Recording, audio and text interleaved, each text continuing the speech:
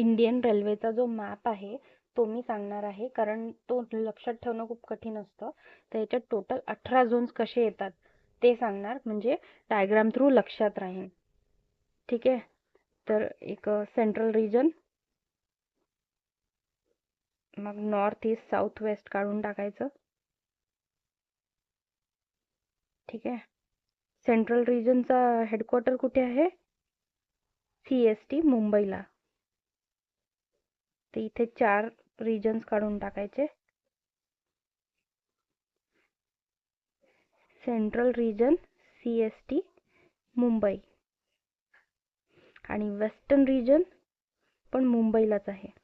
मी याला मुद्दाम मध्ये काढलं म्हणजे रेल्वेचा मॅप लक्षात ठेवायला खूप इझी जातो. तर वेस्टर्न रिजनचं हेडक्वार्टर आहे चर्चगेट, आणि सेंट्रल रिजनचं हेडक्वार्टर पण मुंबईलाच आहे, ते आहे CST ला. नॉर्दर्न रिजनचं आहे headquarter new Delhi,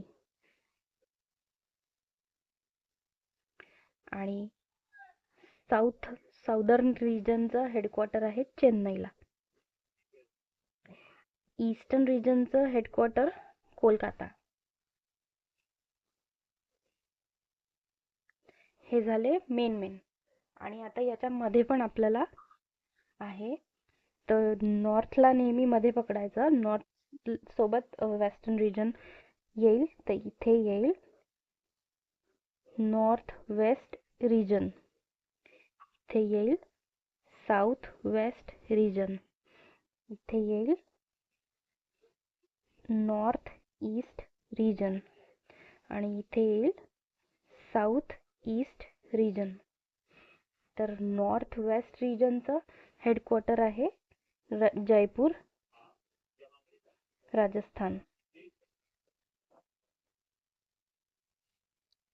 north east रिजनचं हेडक्वार्टर आहे गोरखपूर, UP. साऊथ वेस्ट रिजनचं हेडक्वार्टर आहे कर्नाटक, हुबली. आणि साऊथ ईस्ट रिजनचं हेडक्वार्टर सुद्धा आहे कोलकाताला. म्हणजे इथे 2 कोणाचे झाले, एक मुंबईचा आणि एक कोलकाताचा. तर कोलकाता आणि मुंबईला जास्त हे लक्षात ठेवायचं.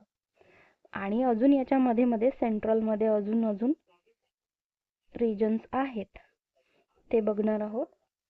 तर हे आहे NCR, म्हणजेच नॉर्थ सेंट्रल रिजन. हे नॉर्थ साईडला आहे ना, म्हणून नॉर्थ सेंट्रल रिजन. तर नॉर्थ सेंट्रल रिजनचं हेडक्वार्टर आहे अलाहाबाद.